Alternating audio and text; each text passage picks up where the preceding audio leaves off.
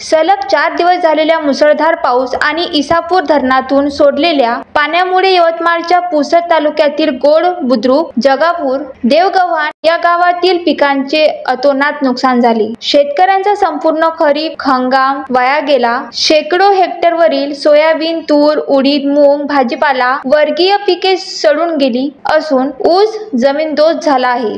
यामुळे शेतकऱ्यांचे मोठे नुकसान झाले असून पैशाची जुळवाजुळव करून हाताच्या फोडाप्रमाणे पिकवलेले पीक मातीमोल झाल्याने शेतकरी खचून गेले आहेत। या नुकसानग्रस्त भागाचे तात्काळ पंचनामे करून शेतकऱ्यांना आर्थिक मदत देण्याची मागणी गोड बुद्रुक येथील शेतकऱ्यांकडून करण्यात येत आहे। गोड बुद्रुक, पोस्ट शेंबाळ पिंपरी, तालुका पुसद, जिल्हा यवतमाळ। मी गोड बुद्रुक येथला रहिवासी असून पैनगंगा नदीच्या काठी माझं पूर्ण जमीन 9 एकर जमीन माझी पूर्ण आहे।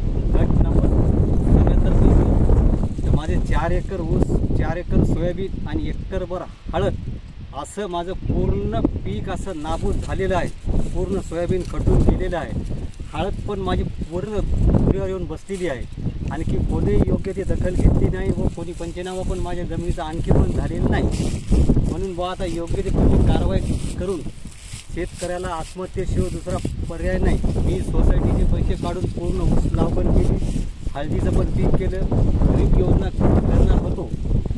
पोळ्याच्या नंतर माझं पूर्णपणे पीक जमीनदोस्त झालेलं आहे।